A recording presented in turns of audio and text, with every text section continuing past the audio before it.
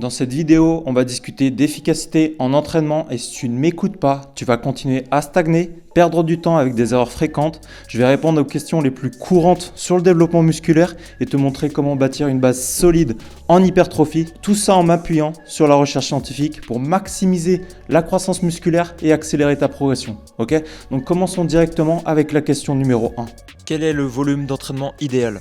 Alors, pour bien répondre à cette question, il faut parler en généralité, parce que tout le monde ne réagit pas de la même manière à l'entraînement. Mais en gros, la majorité des gens peuvent obtenir de très bons résultats avec seulement 2 à 3 séances en faisant seulement une seule série efficace par exercice, ce qui représente environ 1h à 1h30 hebdomadaire. Et ça peut largement suffire à atteindre 50% de son potentiel génétique. Mais ce qu'il faut comprendre, c'est qu'il y a des différences individuelles. Certains vont bien réagir et progresser rapidement avec peu d'entraînement et d'autres auront besoin d'un peu plus de travail pour avoir des résultats significatifs. Alors pour bien répondre à cette question, il faut voir ça de façon générale parce que tout le monde ne réagit pas pareil à l'entraînement. De manière générale, viser une dizaine de séries par groupe musculaire et par semaine, c'est une bonne chose pour maximiser ses gains, tout en gardant un bon équilibre entre temps par rapport aux résultats. Mais tout dépend du temps que chacun est prêt à investir. Une personne qui ne veut ou qui ne peut consacrer 2-3 heures par semaine d'entraînement, il faudra adapter pour en tirer le maximum. A contrario, si l'objectif est d'optimiser la progression, on peut aller jusqu'à 4 voire 6 heures par semaine. L'essentiel, c'est de trouver un équilibre entre efficacité et contrainte personnelle parce que le temps, c'est souvent ce qui bloque la régularité en musculation. Faut-il changer régulièrement son programme pour continuer à progresser ?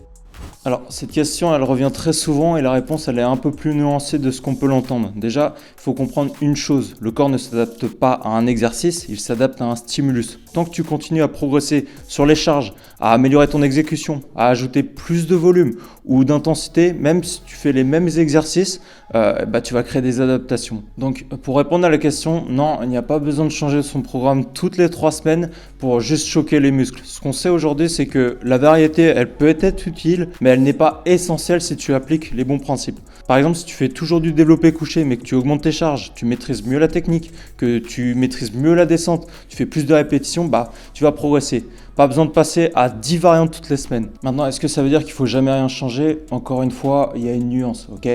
Changer quelques exercices, ça peut être utile si tu as une gêne articulaire, si tu ne progresses plus sur un exercice, si tu te lasses, si tu veux changer, cibler un angle que tu as moins l'habitude de travailler. Mais ce qui compte, c'est pas la nouveauté pour la nouveauté. Ce qui compte, c'est que le programme reste structuré, que les exercices soient bien choisis à toi et que tu sois capable de progresser dessus semaine après semaine. Il y a même des études qui ont comparé des groupes avec un programme constant et avec des groupes qui variaient beaucoup leurs exercices. Et les résultats, les deux groupes ont progressé, ok, mais le groupe qui variait trop d'exercices avait plus de mal à mesurer sa progression parce qu'il changeait tout le temps les mouvements et sans repère clair, difficile de savoir si tu t'améliores vraiment. Donc le plus important, ce n'est pas d'avoir un programme qui change tout le temps, c'est d'avoir un programme qui évolue intelligemment en respectant les fondamentaux. Surcharge progressive, volume suffisant, intensité maîtrisée et surtout régularité. Et c'est ce qui fera la différence à long terme.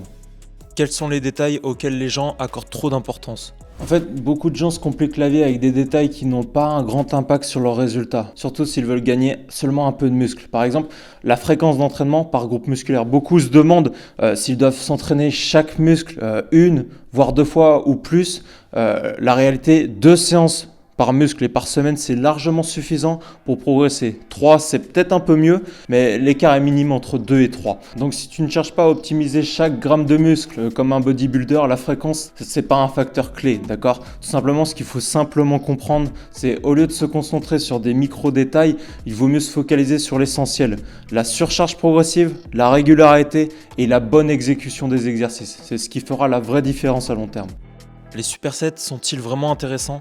L'utilisation des supersets. Une nouvelle étude vient d'être publiée sur l'impact des supersets et sur l'hypertrophie. La question était, est-ce que les supersets sont un bon moyen pour stimuler la croissance musculaire tout en gagnant du temps ? Alors, dire que ça va tout changer, c'est peut-être un peu exagéré, mais les résultats sont quand même assez clairs. L'étude montre que les gains en force, hypertrophie et endurance musculaire sont presque identiques entre un entraînement classique et un entraînement avec superset. La grosse différence qui est remarquée, c'est que ceux qui faisaient du superset ont fini leur séance environ 40% plus vite que l'entraînement classique. Donc, Si tu as peu de temps à consacrer à l'entraînement mais que tu veux maximiser tes résultats, l'intégration des supersets, ça peut être une excellente option. En plus, pour ceux qui ont du mal à progresser avec un volume d'entraînement limité, ça peut permettre d'ajouter plus de séries dans un laps de temps plus court. Donc oui, les supersets, ça peut être un levier pertinent pour optimiser son entraînement. Dans cette étude, ils ont testé des supersets agonistes, antagonistes, avec environ 20 secondes de transition entre les exercices et quelques minutes de repos entre chaque superset. Bien sûr, ce format, il peut être ajusté en fonction des préférences de chacun, mais ce qui ressort clairement, c'est que faire de bons gains musculaires, ce n'est pas compliqué que ça. Si l'objectif principal, c'est d'avoir un physique proportionné, esthétique, de gagner en force et d'être en bonne santé, une dose minimale d'entraînement peut suffire pour avoir des bons résultats. Pas besoin d'un programme ultra complexe, seulement d'un entraînement simple, bien structuré et atteindre environ je dirais 70% de son potentiel musculaire sans y passer des heures. Évidemment, si tu veux aller plus loin, il faudra affiner certains détails et approfondir les nuances de l'entraînement. Mais pour la plupart des gens, les séances bien pensées, courtes, donnent déjà d'excellents résultats. Quelles sont les découvertes scientifiques qui ont évolué ces 10 dernières années ? On a parfois l'impression que les recommandations changent tout le temps, mais en réalité, les bases sur la prise de muscle, elles n'ont pas beaucoup évolué sur les 15 dernières années.